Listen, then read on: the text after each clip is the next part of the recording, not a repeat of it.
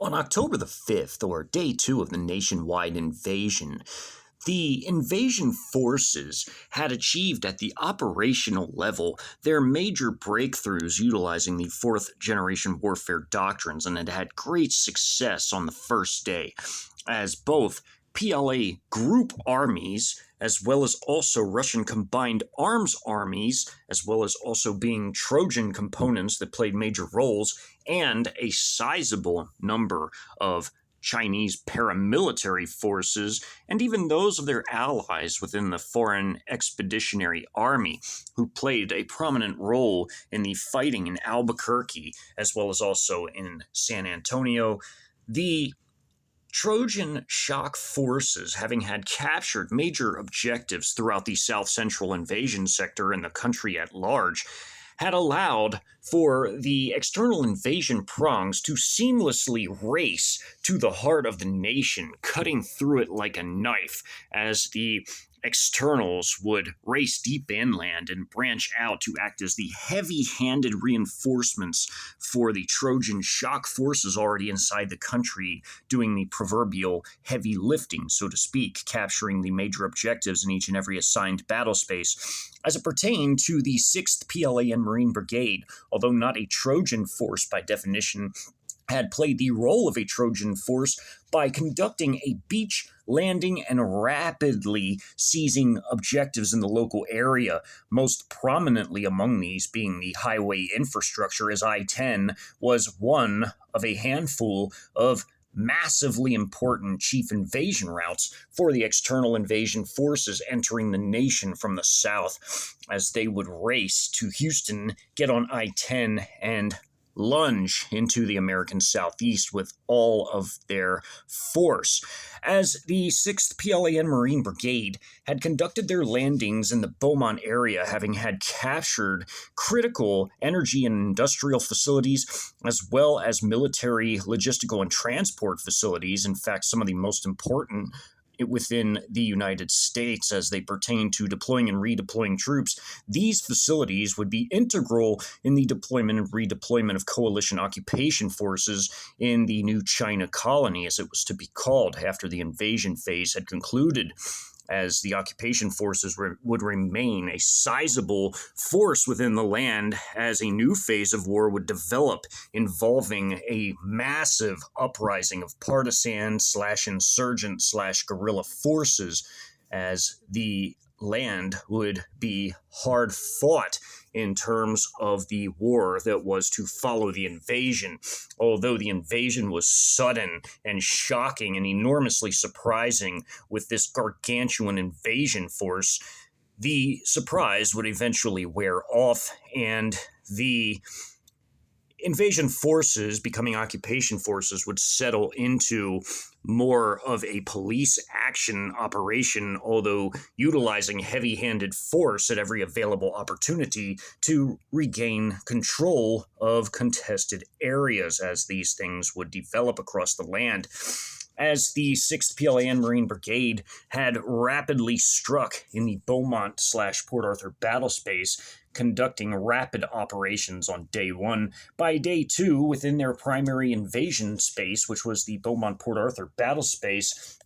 they, in this area, would now be conducting mopping up operations in the north, as all the chief objectives had been attained by day 1, and now all that was left was to eradicate remaining pockets of defending forces. Within the north of the battle space,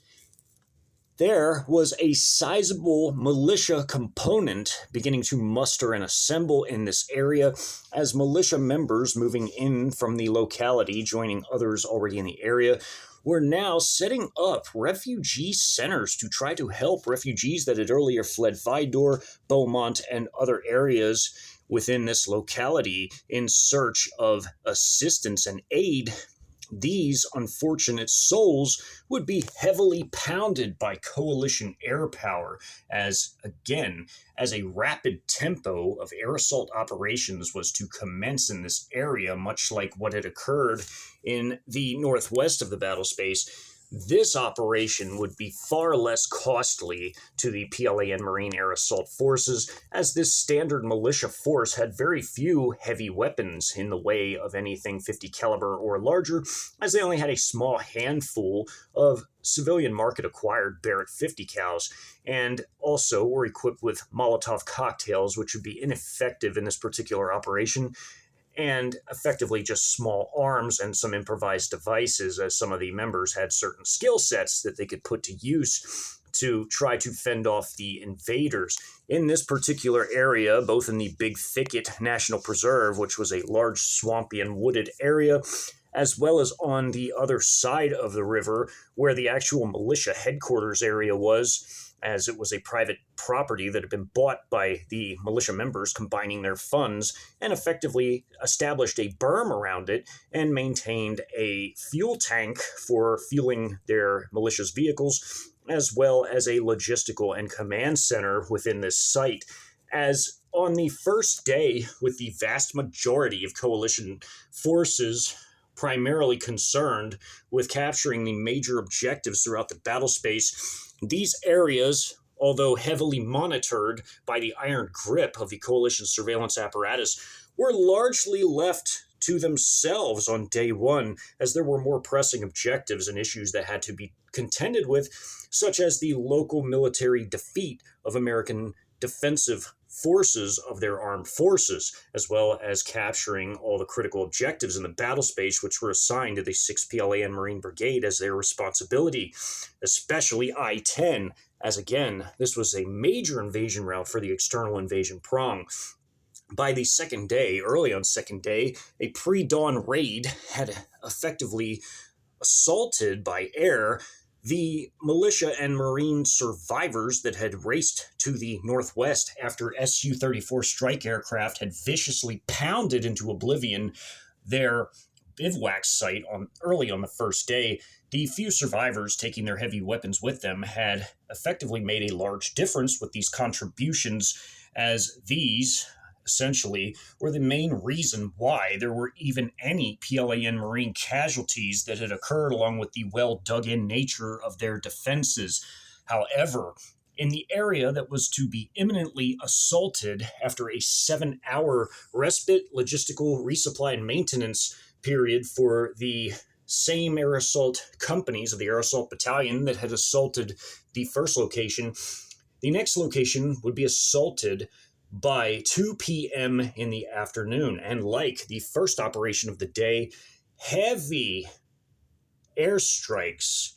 would be incurred by not just the militia forces, but many thousands of refugees now concentrating in this area, as this militia was highly concerned with caring for these refugees, as their commander effectively had made this a priority for their group.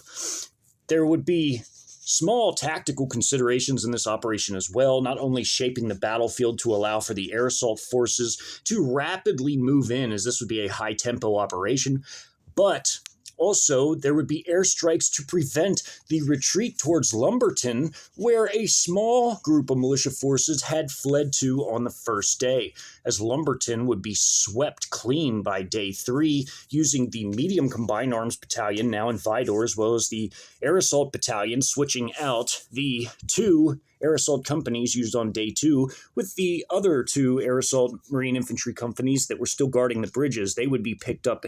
in their stead, as in instead of the 2 companies used on day 1 for these operations, and be flown into Lumberton as a sort of anvil force, while the hammer force would be the medium combined arms battalion racing in from the south up State Highway 96. As the preliminary airstrikes of the operation were now pounding the general south, southeast, and east of this battle space, 270 out of the 400-strong militia would be 450-strong militia would be completely and totally blown away, and these punishing airstrikes now being carried out by both the PLAAF with their J-10 fighters, now equipped with air-to-ground munitions on their most recent RTB having had come back into the battle space along with the Su-34 strike aircraft squadron of the Russian VVS, or their Air Force, as these aircraft, now carrying punishing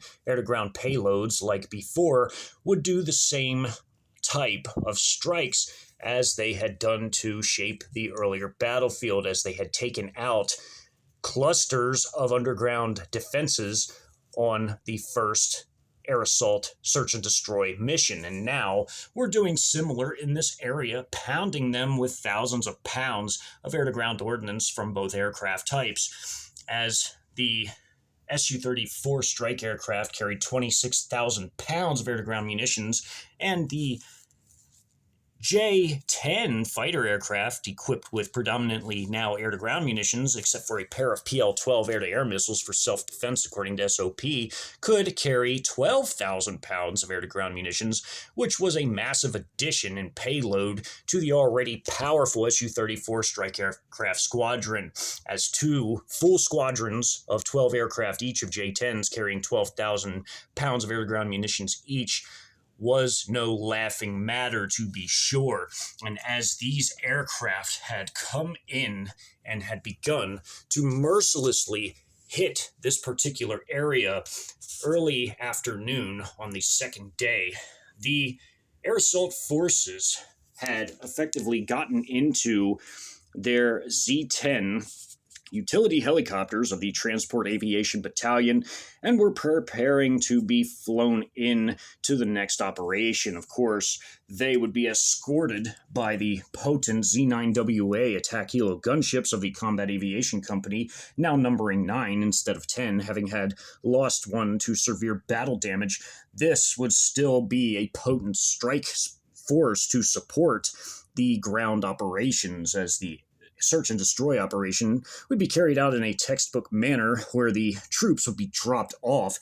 by their utility helicopters of the Transport Aviation Company and would rapidly sweep the area of any and all enemy forces they discovered, and then they would be picked back up and flown on to carry out maintenance and resupply operations yet again for the next mission that was to occur in the evening. The last air assault mission of day 2 would be a relatively simple air assault mission, as this much smaller last remaining group of militia would essentially be pounded almost to extinction by the air power, and the air assault forces coming in would have very little in the way of mopping up to carry out. So effectively, the last major operation of the second day was the operation in the north-central portion of the primary battle space of the Beaumont-Port Arthur area, as the gunships would fly in rapidly as they escorted the Z-18 utility helicopters of the Transport Aviation Company. The gunships would sweep ahead and come in hot with their 23mm cannons on either side of the gunships, opening fire, with each gunship carrying 480 rounds for their 23mm cannon. Was a massive payload, to be sure, and some would be equipped with the HJ-08 ATGM pods, 4 on either side, effectively making 8 total, or they would be equipped with 2 70mm rocket pods on either side, which carried a total between both of 38 rockets of the 70mm variety. This, too, was a massively punishing payload for any ground forces caught within its effective range and scope, as now these gunships were now flying in rapidly, as again this was a very high tempo of operations. Some of the platoons of the two companies had effectively lost squad-sized forces in the previous engagement, and would try to make up for the shortfall using some of their headquarters platoon troops in their place, which were effectively administrative and support troops. And these troops would effectively make up a few of the missing squads in either company for the purposes of carrying out this one mission. As these were non-combat troops effectively, they were still useful in being left behind to defend the LZ, as these squads that were makeshift squads until replacements came from China to fill up the ranks from the previous casualties These troops would be left with the platoons of each combat company that were left to guard the LZ, as these were non-combat troops. They would still be useful in this role. As the utility helos flew into action along with the Z9 attack helo gunships, not only had the air power paved the way in wiping out many of the militia forces, leaving approximately 180 left, along with approximately 10,000 refugees in the area that were staying in the two refugee camps. One refugee camp was immediately adjacent to the militia camp on the other side of the Neches River. The artillery battalion of PLZ-07 self-propelled howitzers of the 6th PLAN Marine Brigade had effectively used up all of its rocket-assisted projectiles and was waiting for shipments from the sea. As the 6th PLAN Marine Brigade utilized sea-based logistics in this particular operation, the vessels would come into the Sabine Lake to the Port Arthur port and be offloaded, and the supplies transported by the support battalion of the 6th PLAN Marine Brigade, now under escort from the SHORAD battalion, as there were no air targets in the Yitian armored SHORAD vehicles, armed with their potent 12.7 millimeter heavy machine guns, were adequate for convoy defense in this particular role and would assist in ensuring that the supplies got where they had to go. However, for the Air Assault Battalion, they had their own logistical chain, as their utility helos flew in the logistics for these forces, as there were 3 flying platoons of Z-18 utility helicopters, and one had been lost in combat in the previous operation, along with 2 PLAN Marine Air Assault infantry squads, plus the pilot and the co-pilot. The transport aviation platoon, as there were 3 in the company that had lost a helicopter, would be used as the logistical resupply and medevac platoon of the Z-18s, while the other 2, with their full complement of 5 Z-18s, would shuttle in the Air Assault Marine Infantry companies and land them in the area to conduct their devastating sweeping operations, as in their search and destroy mission. As the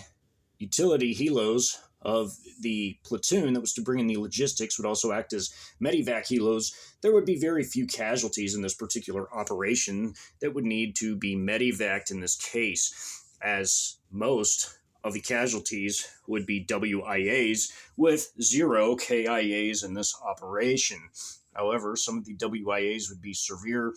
but due to the limitations of this particular militia force and their armaments,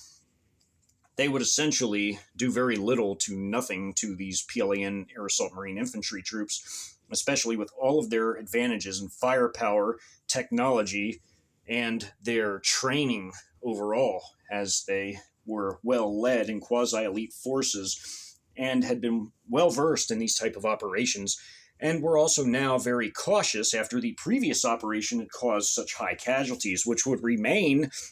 the one single engagement of the entire Beaumont Port Arthur campaign wherein the highest casualties of the 6th PLAN Marine Brigade were incurred in a single engagement,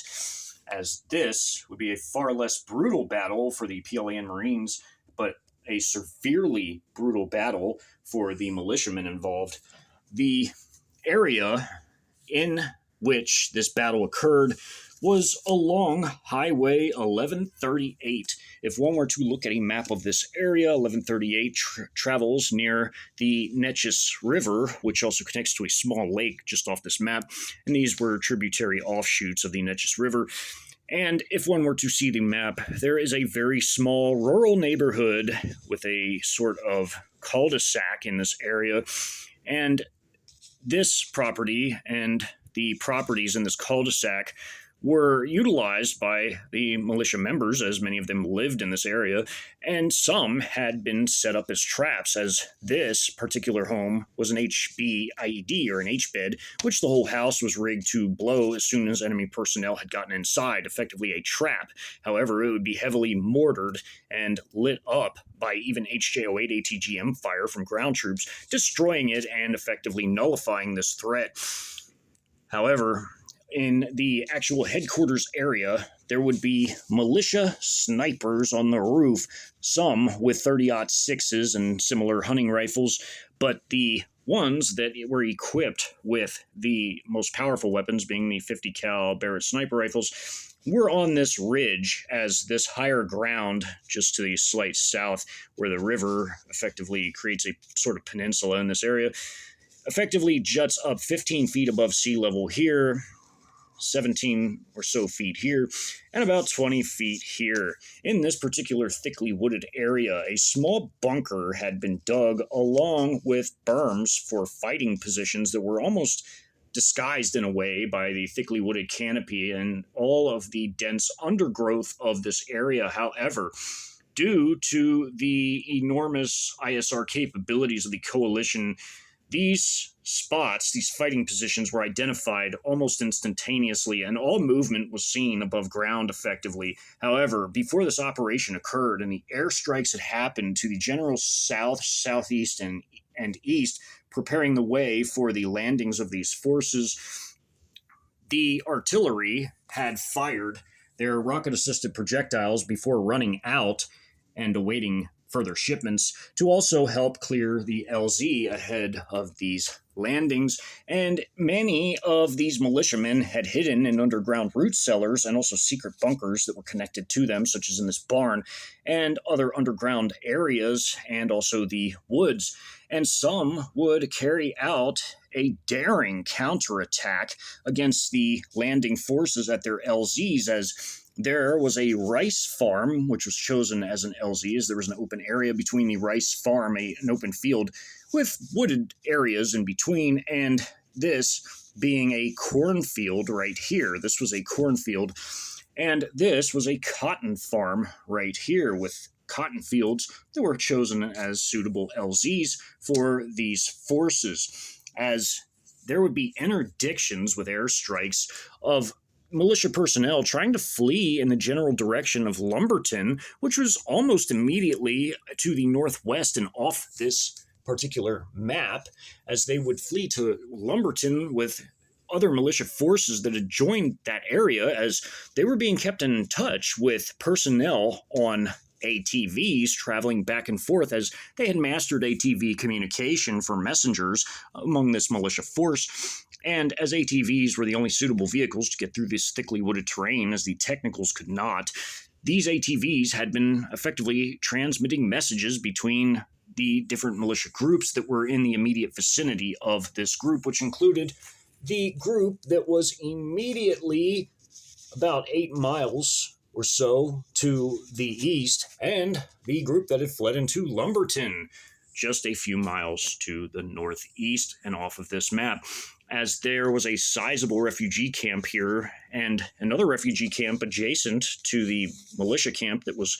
pitched in the woods, as they had pitched many tents in this woods to try to camouflage their positions. These areas would be bombed to hell by a combination of Su-34 airstrikes and also J-10 airstrikes into this area, as 2 J-10s at the very opening of this map would carry out an airstrike immediately as an interdiction action against these forces fleeing across the Neches River and into this swampy area. They would drop 4,000 pounds each of standard air-to-ground ordnance, HE ordnance, and also 4 napalm canisters each, which were absolutely devastating as they splashed through this area, lighting it aflame and sticking to any personnel that had survived the HE munitions and burning them alive, as they had only made it to this point in their leading groups around this large bog. They were hit by these munitions and totally wiped out, including this group right here at the point of crossing. They were hit and destroyed. As later in the operation, approximately 45 minutes into this hour-and-a-half operation, this refugee camp would be thoroughly wiped out, as militia personnel were spotted amongst the refugees in their ATVs with weapons, as well as also ground personnel running around the site, trying to gather up refugees to move out of the area and into Lumberton, trying to seek safety in larger numbers with the other group that had moved into that area, as well as other groups that were already in that area, as it would be a secondary invasion zone after the primary invasion zone was secured. The 6th PLAN Marine Brigade would branch out of this area. Eventually, they would conduct search and destroy operations all throughout the general east of Texas and even into Louisiana with their air assault battalion, and even sending their recon battalion into neighboring Louisiana as well to look for enemy militia forces. As this operation begins, and the airstrike had occurred in this area with the J-10s, a further airstrike would occur 30 minutes in with the Su-34s and 45 minutes in with two more J-10s dropping the same mixture of payload as these two at the very opening on this militia and refugee center, as the militiamen at that time would be at that area. As this was an hour and a half long operation, the vast majority of the heavy fighting would occur near the LZs when the counterattacks would begin. However, as these gunships came in, weapons blazing, 23mm cannon hot on these forces, one had expended its rocket ammunition early on these groups here, as these groups here were immediately wiped out in the fire, including these groups with rocket fire from this gunship, as it would also only have remaining its 23mm cannon fire, which was still sufficient and potent. This group, and this group would all be hit by the incoming gunship fire. This group would come out of the woods and try to challenge this platoon of 4 squads, as this platoon was a squad less than its authorized size from the last engagement. However, again, the headquarters troops had been chosen to fill positions in the other platoon that would stay back, as this indicates here, would stay back and guard the LZ and spreading out, while these platoons advanced into the area to conduct their operation, as each company of the 2 air assault Marine infantry companies would move through these areas and sweep them of enemy forces. The squad here in this rubbled building that was once a home is taking up position in this area and laying down fire into this general direction, as this would be the LZ for the logistical resupply forces coming in, with the 3rd Flying Platoon with its 4 helicopters, as it had lost one in the last engagement, would drop off copious amounts of ammunition, medical supplies, MREs, and water in this area and act as medevac flights out of this area for the WIAs, as there would be some WIAs, but again, no KIAs in this operation. As the firepower came in, this group was also wiped out immediately, as this helo had used up its rockets on this sizable group, having it come out of the home in this damaged building, as these buildings were all damaged from the earlier airstrikes off map, which had flattened this house. As the driveway came up, and this was the garage of this house, it was flattened from the airstrikes, and this barn horribly damaged from the outer blast radius, as well as the shed and this house. And these, again, operations were done flattening these buildings with airstrikes to pave the way for these forces to move in and move in fast. As technicals had left, this was the driveway, as this was once a home and a shed in the driveway. Again, this property was bought by the militia and bermed around and used as its headquarters, as this was their shed for their logistics, and this was the house now used as their command building. There were 2 personnel in the house and 3 on the roof who were fighting from these positions. Again, the 3 on the roof had hunting rifles. They were acting as snipers, and the mortar company of the Air Assault Battalion, using its extended range mortar ammunition, of which it still had plenty in this position, could hit this entire battle space in this area with their extended range mortar ammunition, which they still, again, had plenty of.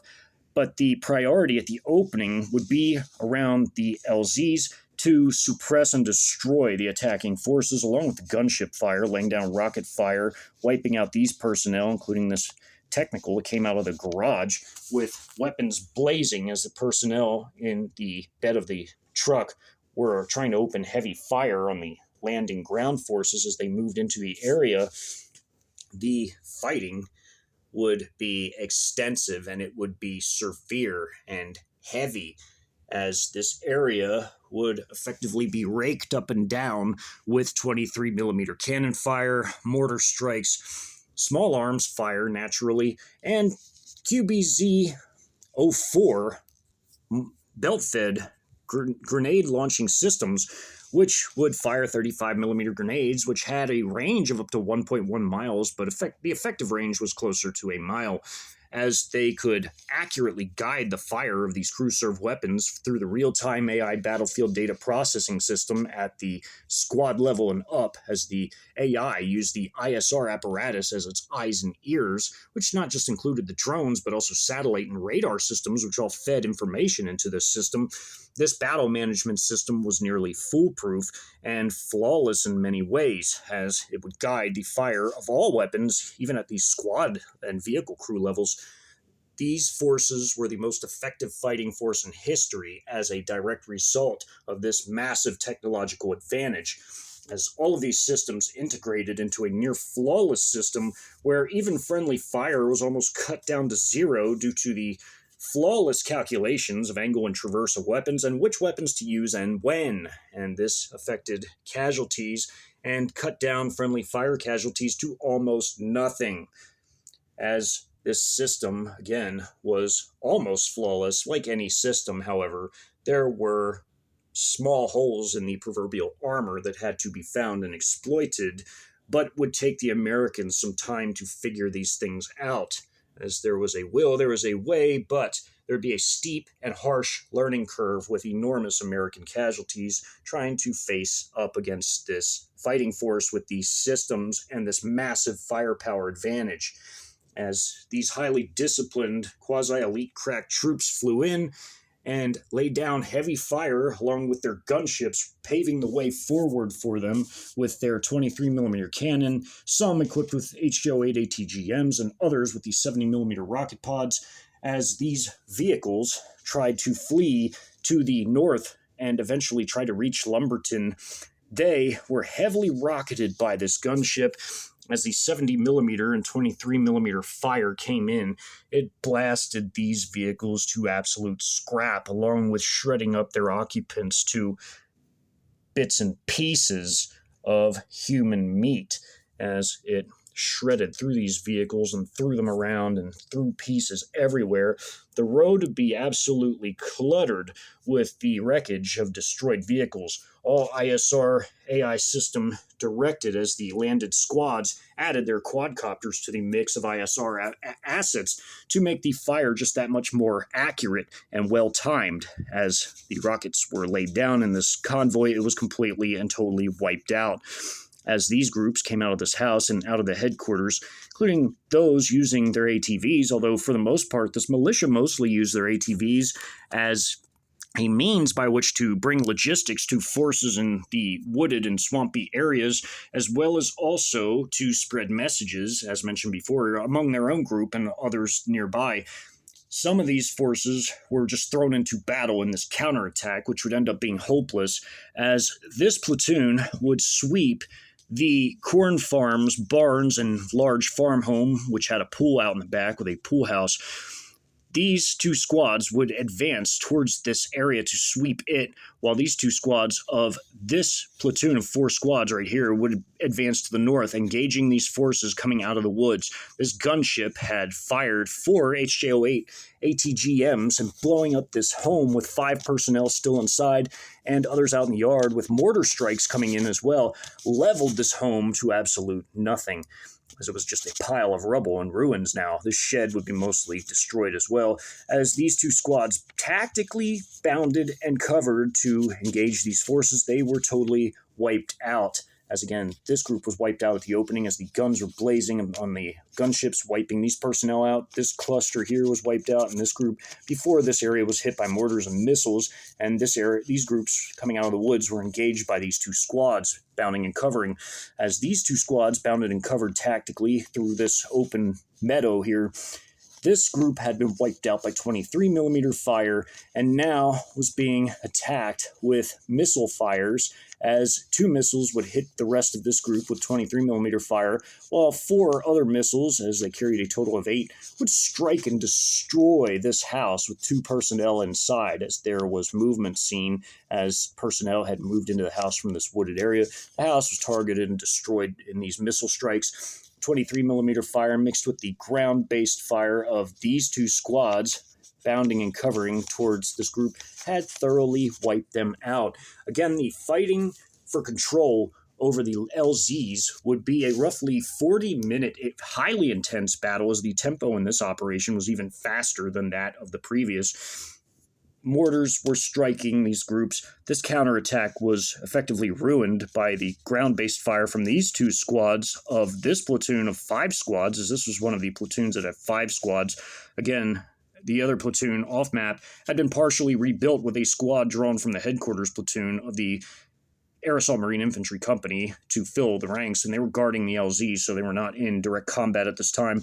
as these forces again were wiped out by rocket fire from this gunship as well as 23mm fire in the rice paddies. The combat occurring in these areas was just as heavy as the battle that had occurred in the previous rice paddy, only this time the PLAN Marines were incurring very few casualties. Again, they would effectively only see wounded in this battle and really no KIAs, as they were now fighting not only very viciously as always, but were also advancing rapidly, but with an air of caution, as they remembered the brutal combat against the remaining U.S. Marine survivors, coupled with the last militia, which was far more heavily armed than this militia, but this militia still tried to put up its best fight possible, even as rocket-propelled grenades, 35mm grenades, hand grenades, light machine gun fire, standard rifle fire, and belt-fed grenade machine gun fire was coming in heavy against these forces, with the mortar support coming in from the 82mm mortar company with its extended range ammo, and even a small number of CH-901A loitering munitions equipped with fragmentation warheads, which are absolutely highly destructive against ground-based, foot-based infantry-type forces, as the rice paddy was in the throes of enormous combat as the quadcopter assets continually ran circuits at the squad level, as the squad level NCOs taking cover, crouching behind this soldier that was laying on the berm, firing, crouching behind the berm, slightly behind the soldier, controlling the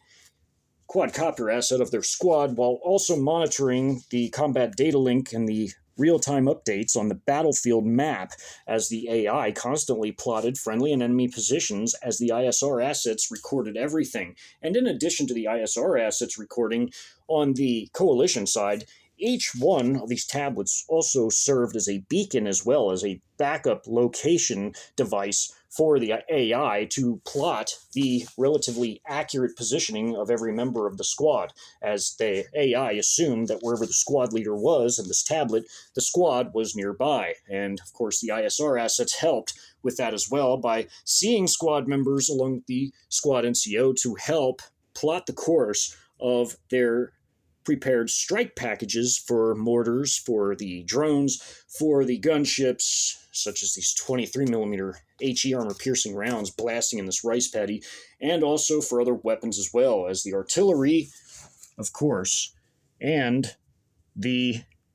highly potent air power available, even sea-based cruise missile strikes, were all coordinated through this AI battlefield management system, as the AI, again, was the most advanced in the world, as China was the world's leader in AI, among many other things that mattered, and as their forces, in terms of their conventional forces, were unrivaled by anyone anywhere in the world due to their gargantuan size and firepower. This deadly combination of AI and firepower ensured that victory was certain. And as these forces maneuvered through the rice paddy, as these squads, tactically bounded and covered of the same platoon, 5 squads, 2 wedge formations, 1 line formation facing these forces, and 2 additional wedge formations which were bound and cover as this counterattack attempt was occurring, and the gunships were laying down 23mm and rocket fire on this counterattack, thoroughly annihilating it as they made their attempt coming out of the house and bounding and driving their ATVs from this property. Even 2 technicals and another ATV participated in the attack, as this barn, this metal building, and the home would see many personnel streaming from outside of it, as approximately 70 personnel were just in this area alone, and more were coming as they had hid underground in the root cellar in the secret bunker in this barn. They emerged and came out the other side, trying to move across 1138 right here, and were being cut down as this platoon moved into place and would end up defending the LZ for the supplies for the logistical flights. And as they laid down fire in these directions, an L vector of fire was now occurring tactically, as well as also the gunships overhead firing rockets, wiping out these personnel and destroying most of these buildings with the rocket and 23 millimeter fires. And mortar fires were coming in and hitting what was left of this house. The whole back had been blown out from the blast radius, the outer blast radius of the earlier dropped munitions off map. And the mortar strikes, as well as gunship fire from 23 millimeter fire, gradually ate away at these 5 defenders that stayed inside this house. As others had been moving across the area, they at this time were being fired at by 23 millimeter cannon fires from the gunships, already wiping some out at the opening of this map as they streamed out, with rockets finishing off the rest, as well as ground fire, as these personnel laid down heavy fire into this particular area. As this had been occurring and the fighting off of the counterattack was going extremely well, as these personnel were wiped out by cannon fire, mortar strikes into the area. This group trying to move through this area were hit by 82 millimeter mortars and ground fire as these squads bounded and covered. This all occurring again in the first 40 minutes of the hour-and-a-half long battle, with the last 50 minutes seeing the general sweeping of the entire area to the east of the Neches River, as well as the Neches River crossing to clear the hilltop areas. As this battle opened up, it should be said that across the Neches River on this higher ground, 20 feet above sea level, these personnel were trying to fire their 50 millimeter sniper rifles at these helos, which were bobbing and weaving and incredibly hard to hit, as they didn't have the rapid fire capabilities of the M250 cal machine guns that were single shot. These gunships returned fire with rockets, saturating this thickly wooded hill, this ridge here, with rocket fire and 23 millimeter fire, wiping out these personnel in these positions, causing the others to temporarily flee underground. As that now occurred, as the fighting was gradually shifting phases, and the loitering munition strikes as well were coming in from the platoons that were left off map to guard the LZs that fired from their specially trained drone operators. These also were wiping out targets in this area and even beyond, hitting personnel on the other side of the river as well, as there were some personnel still in the secret bunker underground connected to this root cellar. As these squads of this platoon here of 5 squads, as this was one that had 5 squads, this was the platoon that would be effectively rebuilt from taking a squad from the other platoon and of combat troops and then putting a headquarters platoon squad in that platoon of 4 squads, leaving that. And as this squad was partially rebuilt into 5 squads, they would have the job of guarding the LZ, but also assisting and laying down fire into all these forces, while this platoon in their wedge formations, as they took fire early on and had wiped these forces out with gunship support and mortar support, now bounded to clear these buildings as 2 squads entered this sizable farm home, which was now almost completely thoroughly gutted and almost in total ruins. They cleared what they could in here, finding the KIAs of the 5 defenders inside, and now one squad would take position out here as this squad cleared the shed, and then this squad would bound ahead, then this squad would bound, and then this squad would bound, and they would hold their positions by the time they got to this ridge line on the edge of the cotton farm property. While cotton, corn, wheat, and rice were the local cash crops in the Beaumont area, these farms were the most suitable landing zones in the entire area, as most of the area was also thickly wooded swamps and woodlands, which was difficult for helicopter operations. However, the heliborne operations were perfect for these farmlands in terms of their LZs, but they landed very close to their opposition and had to fend off these massive counterattacks, both in the rice paddy as well as also the attacks that were occurring in the cotton farm, which was very close to wooded areas on the edge of the property, and they laid down heavy ground-based fire to complement the heliborne fire being laid down by the combat aviation companies to flying platoons, as each flying platoon was distributed to assist each ground-based company in this operation. As the buildings in the area were being cleared, as the squads entering broke down into 5-man stack teams or half squads, they cleared these buildings in a very thorough manner as they moved through, and any survivors found would be either KIA'd or captured, including if they were WIA status in terms of the defending forces. As now, the squads of this platoon were in the process of clearing these buildings here. These squads, as this squad moved up according to building clearance procedures, as this squad did, as this squad was clearing this building, this squad and this squad in the middle moved up according to building clearance procedures as the home was being cleared, and this remains of this building were being cleared by this squad, as this squad did the same for this squad clearing this building. This squad stayed outside while this squad was clearing the building. This squad was in the middle of these two buildings, doing similar to this squad according to building clearance procedures. Then the squad moved up to give covering fire for this squad to leave this building and clear the barn. And then this squad moved up between the silos and the barn and held their positions outside. And they were over the ground where the root cellar was buried beneath, as they were standing in this area above the root cellar. As this squad went in, they went through the barn, down into the root cellar, found the secret bunker, and threw 2 hand grenades in, wiping out these personnel. They checked, and then they left, exited, and came out of the rubbled side of the barn. As the squad was here, they then bounded here along this clump of trees, this wood line, and this squad bounded into a position here temporarily. Eventually, these 2 squads would assault this area as these personnel that had survived the rocket and 23mm strikes from their failed fire from 50 caliber rifle fire had gone underground temporarily. They would eventually come out and try to join these troops holding this position, as these squads would make a crossing, at first sneaking across the Neches River at first, but then by the time they got up on the higher ground, there would be exchanges of fire, allowing for these squads to outflank this position, getting within grenade range, throwing grenades over. There would be no crossfire, as again, this was a berm. They couldn't fire at each other. And then the squad would go around and lay down fire in the back while the squad held their position safely on the side of the berm and the prone. And then they would then sweep this area, allowing for this squad to take position out here, and this squad would hold their position here after they checked this particular bunker. And this would occur right after this massive Su-34 airstrike came in. As it came in 30 minutes into the battle, by 30 minutes into the battle, these forces were just at these positions, and the airstrikes came in 12,000 pounds per Su-34 strike aircraft, even hitting these messengers on ATVs, 2 personnel each, in this massive strike that covered this entire area,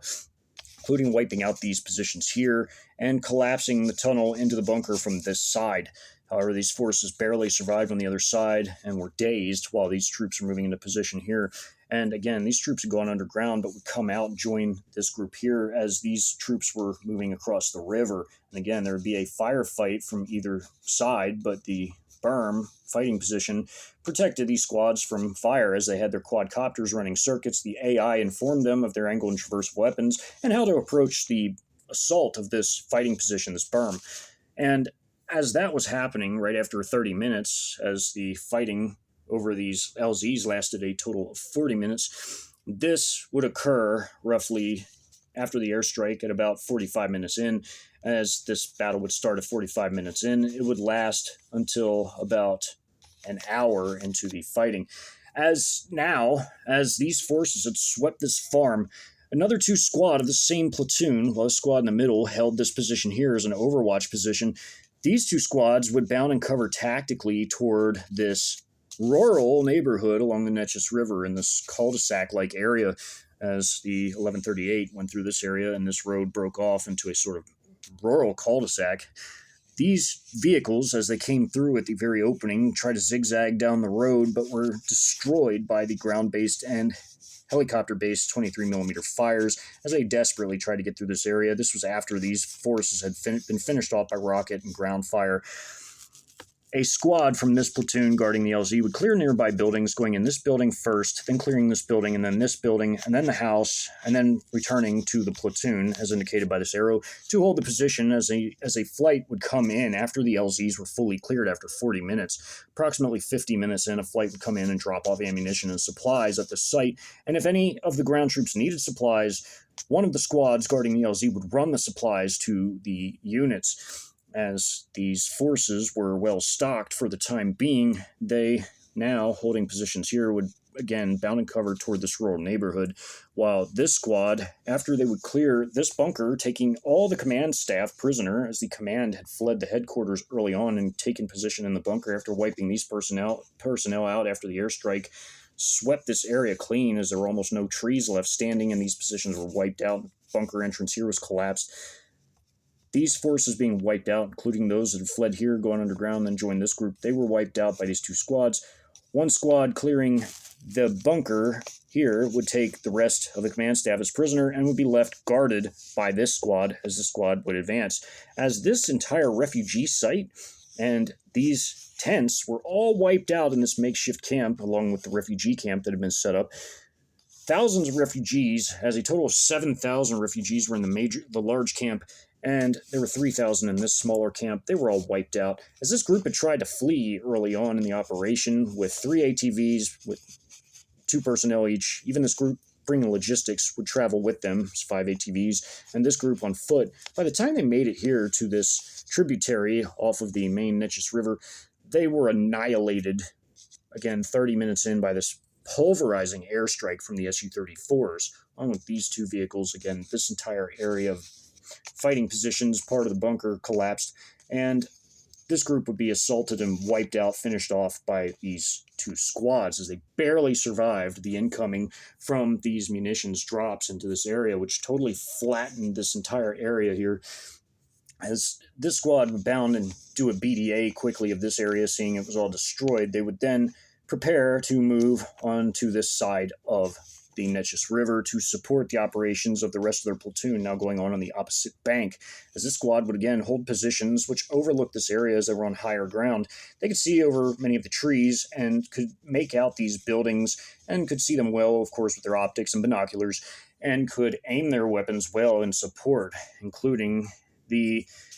QLZ-04 that was brought forward to be operated by this squad of this platoon, which was a crew serve, again, belt-fed 35mm grenade launcher with an incredible range, again, of just over a mile, and could easily hit this area, as this was a 1.5 mile by 1 mile map, 1.5 east-west, 1 north-south. And from this position, they were well within range to hit this entire area. As a technical would come out of this garage, this home right here, it would be lit up by personnel on this ridge and by these squads moving in from this side as they were coming in to hit the area from the south. The other platoon, reforming after the intensive battle that occurred in the rice paddy at the opening of operations, would reform into a single platoon and move as a platoon in a staggered column formation. As in, all 5 squads would form up into a staggered column formation, and they would advance towards the same area. As many operations were going on simultaneously throughout this battle, near or at about the same time, it has to be noted that it's difficult to cover the operations in perfect order, but as always, it will be attempted, as these operations, again, were operating at a very high tempo of speed, and the defending forces were trying desperately to adapt to the situation, as a sizable number of them counterattacked at the opening against the landings of these forces as they came in fast and they came in hot as the Combat Aviation Company's 2 flying platoons lit up the defending forces. As the ground troops were landed rapidly, they engaged in heavy combat in the rice paddy and slightly beyond, crossing the street and taking positions to watch this thickly wooded area just in case there were any enemy personnel, flying quadcopters to check the area, while this platoon of this company in the south swept this entire farm area with 2 squads again proceeding across, capturing the militia command elements as the squad would guard them and eventually would remove them at the end of the operation back to the LZ, the short distance. And as a result of the reforming of this platoon into a staggered column formation of all 5 squads and the whole platoon, these personnel were now being pounded heavily by mortar strikes, as all of the earlier mortar strikes were prioritized to aid the forces fighting in the LZs and now were shifted to other areas and were now pounding the hell out of their headquarters, smashing the house with repeated 82mm strikes. The shed was destroyed. Even this IE improvised device that was planted as a trap was destroyed in all the mortar strikes. And, of course,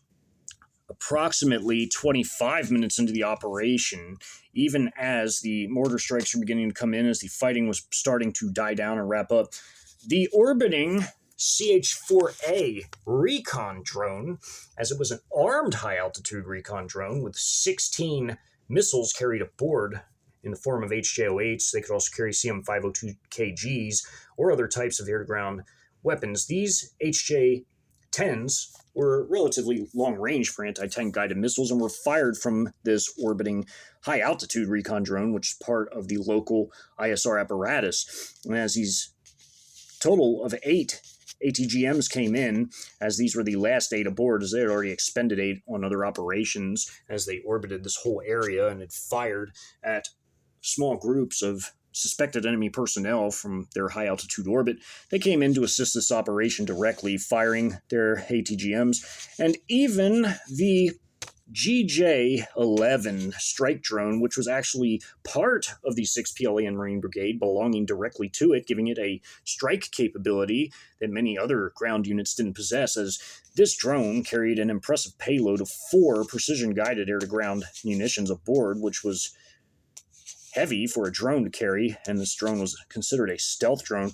As it flew in, it would pound this area after the mortar strikes had occurred, and after these forces were starting to move towards this area. This entire area would be blown to complete and total oblivion. As these forces had tried to escape earlier, they again were lit up by rocket fire and 23mm fire.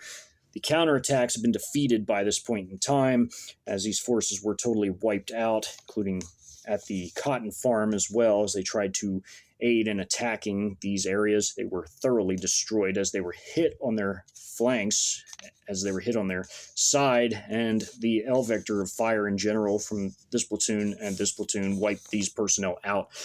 And as this platoon from the rice paddy operation, from the LZ clearance operation, had formed up into a single platoon element in staggered column formation, they now had begun their advance to sweep their next area. At the opening of the map, while this fighting was going on, this group of personnel in this area, in this wooded terrain, in the backyards of these homes, including this larger country home here,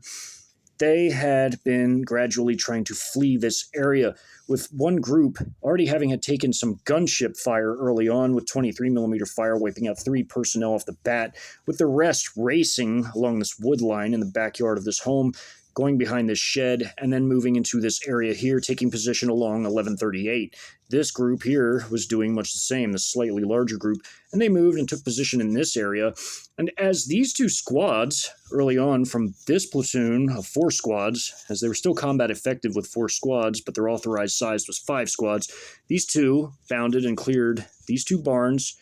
According to building clearance procedures, 1 squad stayed outside. This house was obliterated by ATGMs. 4 strikes from ATGMs, HJ-08s, and 23mm fire wiped this home completely out. So they cleared this barn and this barn. This squad moved up as this barn was being cleared. Then this squad came out.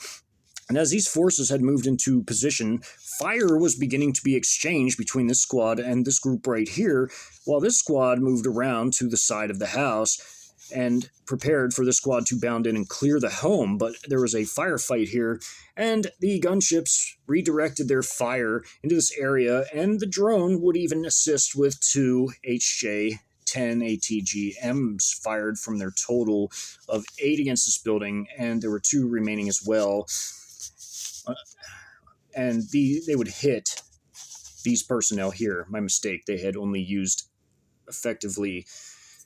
6 of them instead of 8 on earlier operations. And they would hit this group along with the ground-based fire and gunship fire vectored into this group here. And as this group was in this position, and then the squad had begun to clear the home, this squad would fire out of the home, and this squad would fire around it, and the gunship fire would come in and wipe these personnel out as well, as they tried to briefly fire a few rounds, but were immediately cut down as the gunships were oriented on the spot anyhow. And the high-altitude drones surveilling the area and the quadcopter assets sweeping the area had already seen movement, and this area was heavily hit after this group was dealt with first, as they had actually tried to cross the road and attack this squad closing range to get in Molotov range, as they had hoped, but they were wiped out by ground-based and aviation and drone-based fires. as combat aviation, laid down the heavy 23 millimeter cannon fire with HE armor piercing ammunition. And the ground based forces, of course, had potent firepower of their own to deliver to these forces and had thoroughly annihilated them in the course of that particular firefight. And as this house was being cleared, this squad would remain holding position here while this squad would hold position on the side of the house. And this would be a fighting position for the time being for the two squads of this platoon of 4 squads, as the other 2 squads held position watching this area, this wooded area, watching the flanks. As this had occurred with a great degree of success, and there was only 1 WIA in this exchange here, this platoon would then move through this area and would begin to clear this house while this squad stayed outside, and would move into this position while this squad would clear the shed and then hold position here. And this squad would then move here and hold position here. And while they were doing this, they briefly exchanged fire as well in an L vector of fire between these forces that had already moved here and here, as they were directed to vector their fire according to the real-time AI battlefield data processing system or data management system, and assisted in cutting down these forces by outflanking them, as well as the gunship fire that was laid down into them, 23 millimeter fire again, and the 2 ATGMs fired from the orbiting CH-4A high-altitude armed recon drone. As they held their positions here, the remaining 3 squads of the platoon would assault through this wooded area here. So this was a thickly wooded area separating properties here. They would assault through this wooded area with 1 squad moving to clear these buildings, this house, and then this house, while this squad was still in this position, still could help with building clearance procedures, as was still just outside while these buildings are being cleared. This squad would move alongside this house while this house is being cleared by this squad of the same platoon. There are 3 defenders inside of this home. As that was going on and these squads were in this position, an L vector of fire was coming in, and as this home was suspected of having enemy personnel inside, it was heavily mortared with several 81 millimeter or 82 millimeter mortars, as was this home right here, as there had been movement seen, because this grouping right here had moved into the home, and it was heavily mortared as well.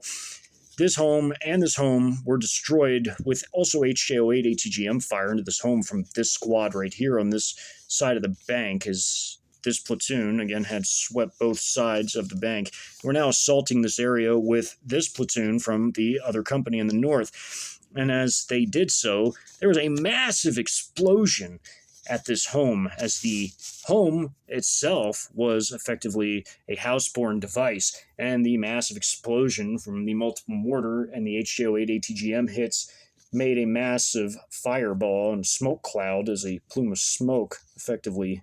blew almost in a mushroom cloud fashion, as these 3 fought for their lives, as these squads exchanged fire with the home, and this squad vectored fire into it. And this squad from the same platoon, as these 2 squads had again bounded and covered through the area, this squad clearing this home, was all laying fire down, vectoring it into this house, and they were doing so with the proper angle traverse of their small arms and other weaponry, as this house was utterly shredded to absolute Swiss cheese, and it was beginning to dilapidate and fall apart. Personnel inside were riddled with holes. By the time this squad breached in the back door to clear the home, there was effectively nobody left. And then at that point, this squad, after clearing this home, cleared this home, and then it cleared this home here. This home was also mortared right across the street from this home, heavily mortared, as there were defenders inside. There was 2 defenders. They were wiped out completely as this mortar blast icons immediately on top of the home. It was hit multiple times. The personnel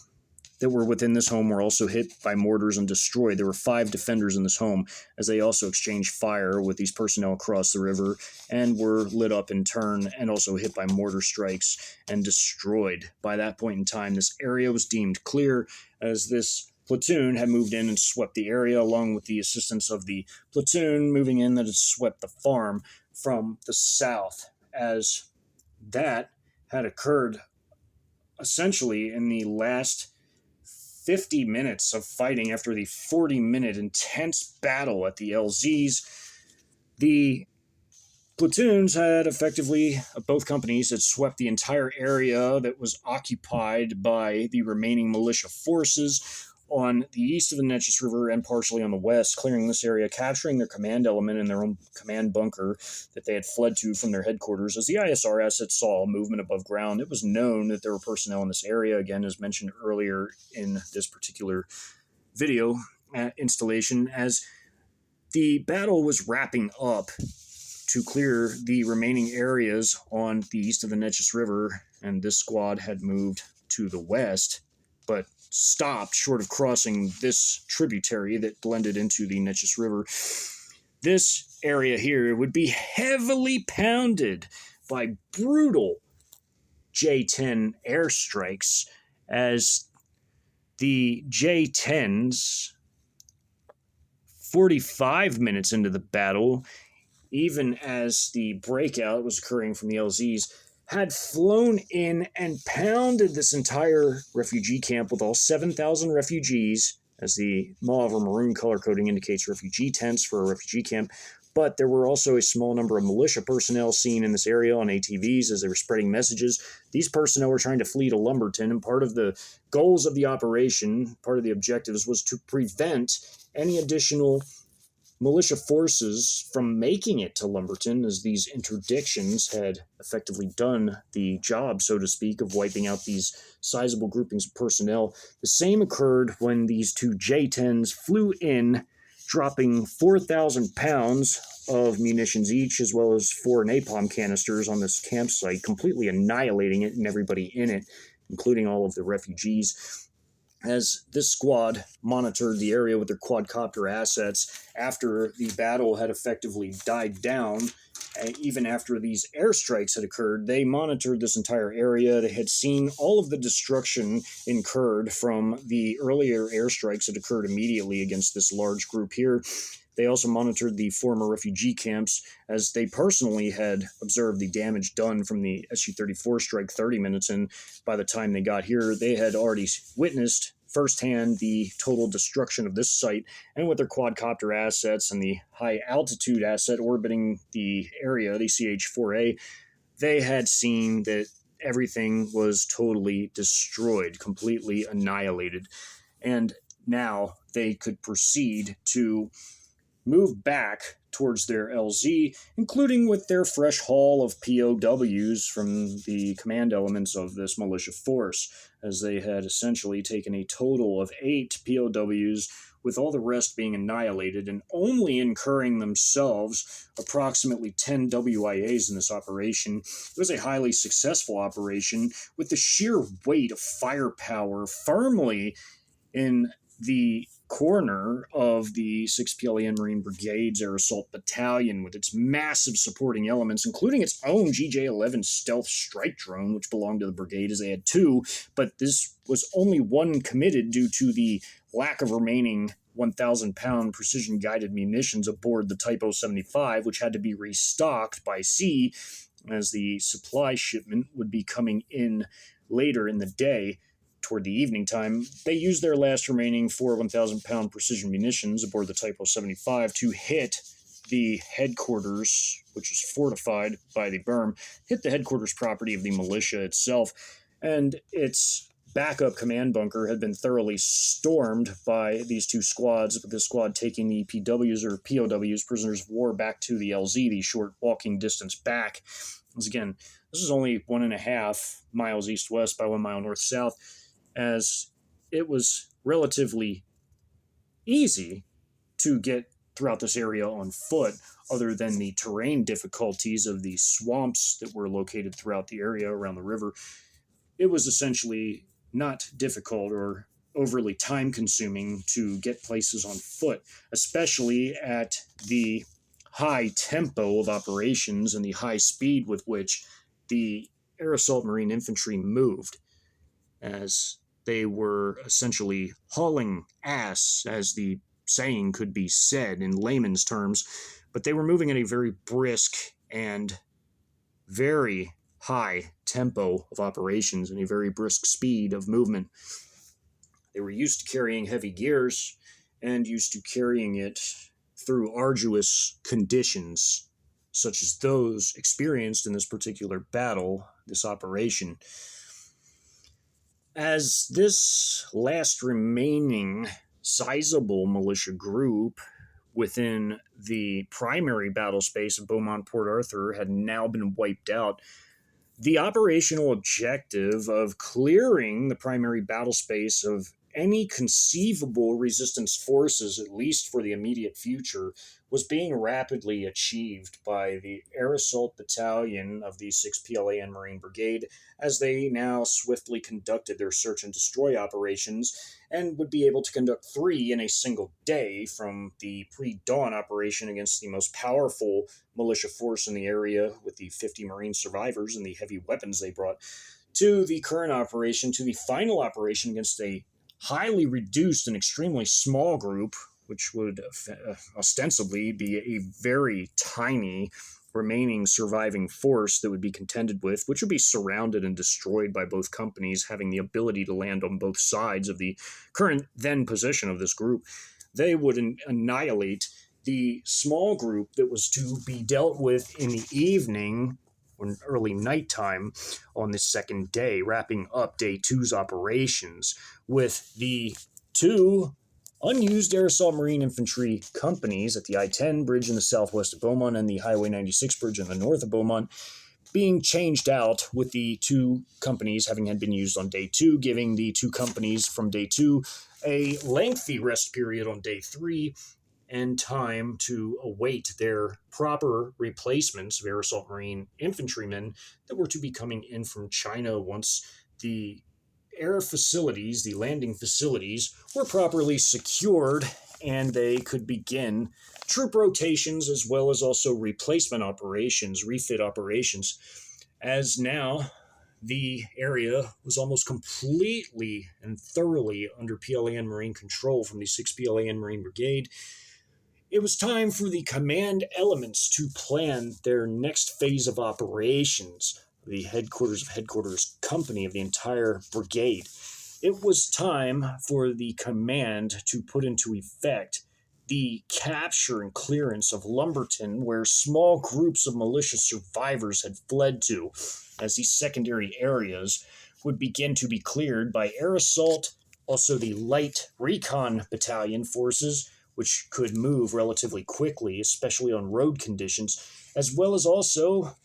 the medium combined arms battalion and eventually the light combined arms battalion being thrown into neighboring areas to begin to clear them of local resistance elements. As the area of operations of the 6th PLAN Marine Brigade would expand, as its footprint would essentially encompass a much larger area than just Beaumont Port Arthur, by day 4, the secondary areas, which were areas immediately adjacent to the Beaumont Port Arthur battle space, the primary battle space, would be, by day 4, effectively mopped up, leaving only tertiary or the farther outlying areas to be contended with, which were to be carried out last during the occupation phase, as the coalition, with a staunch, strong footprint, as well as also total militarily defeating the USA, would be able to carry out their occupation operations using their initial invasion forces, but then gradually beginning to rotate units in and out to give the initial forces, having had taken the country, a long time of recuperation, as China was one of the only countries that could rotate massive forces due to having literally tens of millions under arms with their active, their reserve, their massive ready reserves, and their gargantuan paramilitary forces, which were also playing a prominent role in the invasion and the occupation to come. As in this entire invasion, as the Trojan shock forces in each of their areas of responsibility, and some external forces like the 6th PLAN Marine Brigade, played massively important roles in seizing their local battle spaces, resources, their important critical industries, which would be helpful to China in the colonization phase, and transportation networks and military facilities that were deemed of use. As the PLA, of course, were not the only forces in action, as the PLAN, with its Marines, played a large role in some coastal operations. The PLA, though playing a dominant role in most battles that were unfolding throughout the country, was assisted also by powerful allies such as the Russians, who, for their part, were the second largest contributor of forces to this invasion, as they and China would carve up North America between them and enjoy the spoils of this war, as the immense resources of both the lower 48 and its massive arable farmland, as well as also southern Canada going to China, with the Arctic territories of North America going to Russia, with their immense resources in the form of energy, timber, and mineral resources, which added to what the Russians already possessed, was simply gargantuan and would make them an immensely wealthier nation than they already were, as they would control Alaska, all of northern Canada, such as Nunavut, Yukon, and Northwest Territories, and even Greenland, effectively making the Arctic into a sort of Russian lake. As the Russians did indeed contribute sizable and powerful ground forces, their largest commitment to the overall invasion was their large air power contribution, missile forces contribution, and also their naval contribution was sizable as well. Naturally, China had the biggest of all of these types of forces, and their land forces were simply unparalleled in terms of their size and even quality, as the Chinese were extremely well trained, well equipped, well disciplined, well organized, and highly well led, and had the latest of all military technology, as well as also the massive firepower advantage with their gargantuan quantity of artillery, of howitzer and rocket varieties, also their massive missile forces, which were the largest missile forces ever put together any time in any place in all human history. And again, having very high tech and the newest weaponry enabled these forces with their AI guidance to be the most lethal fighting force in all of human history.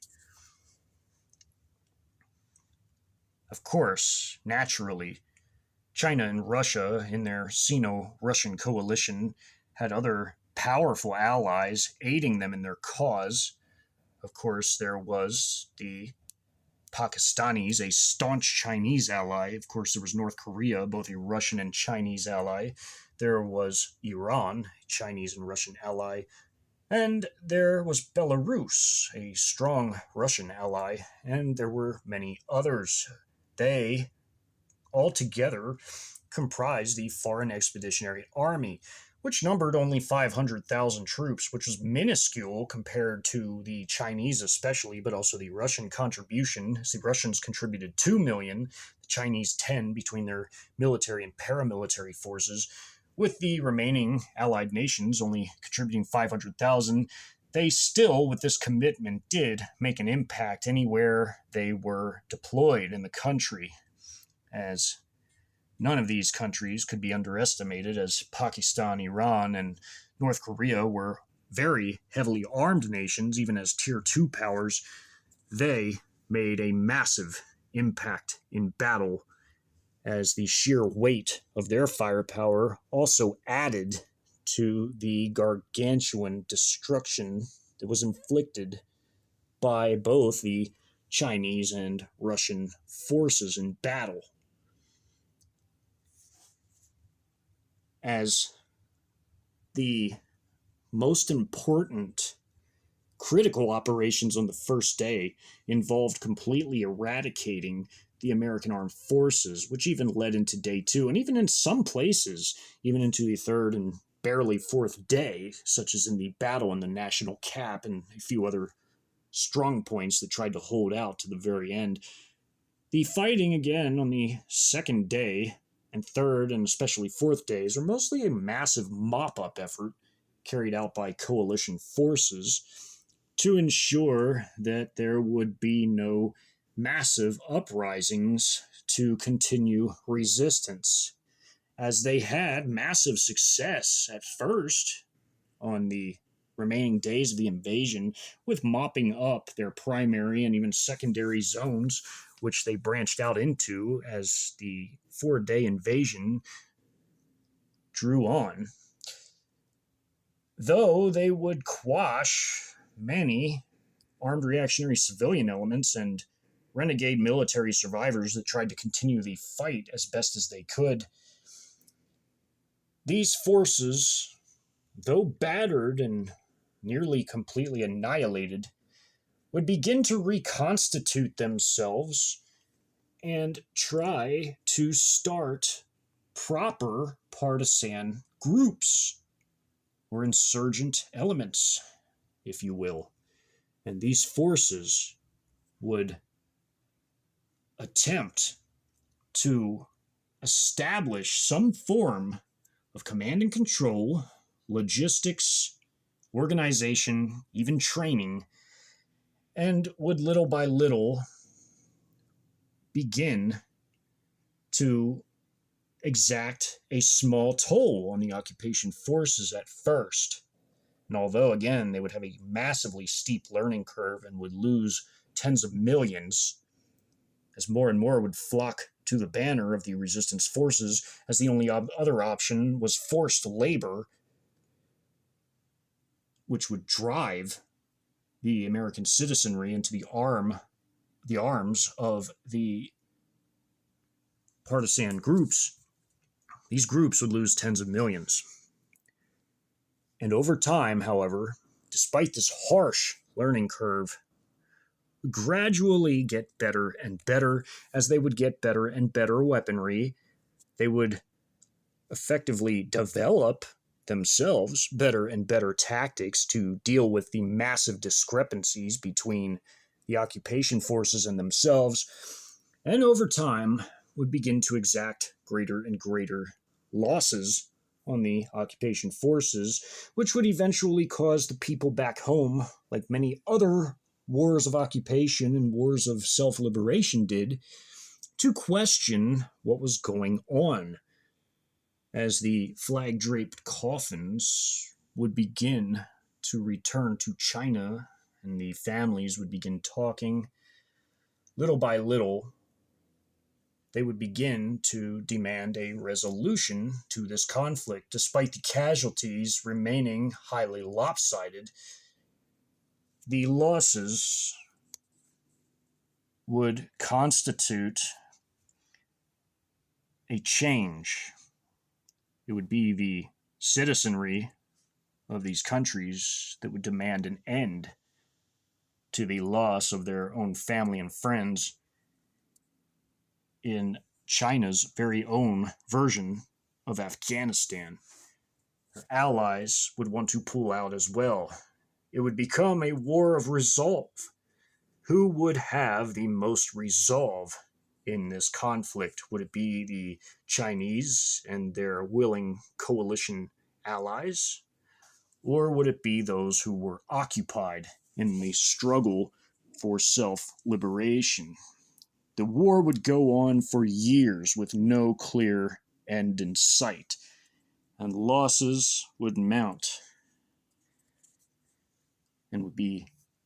massively heavy and difficult to endure,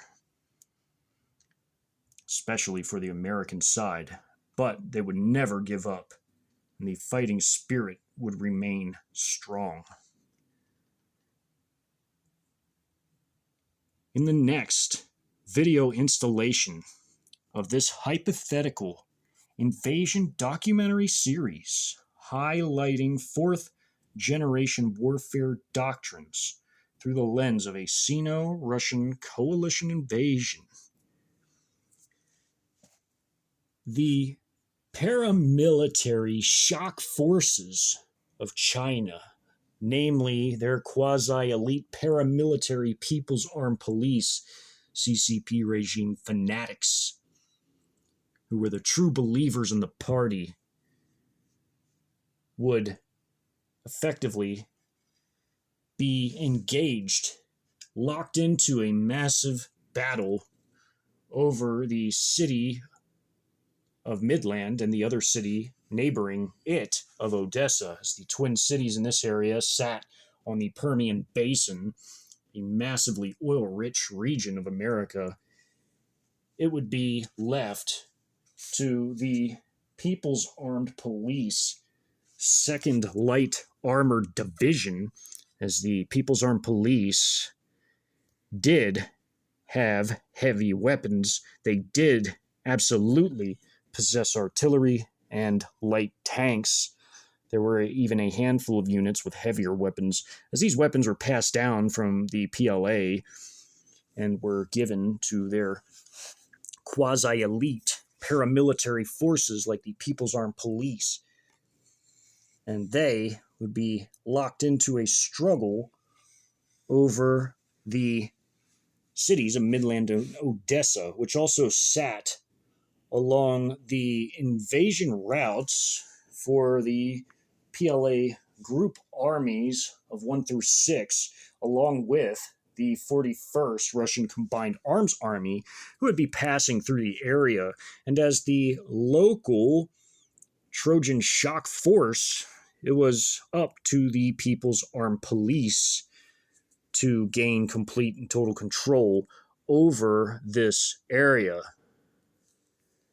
And they would commit many atrocities, as these forces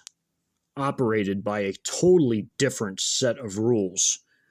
In many ways, they were comparable to the Waffen-SS of World War II fame. And the fighting in this region would be absolutely savage. Undeniably so.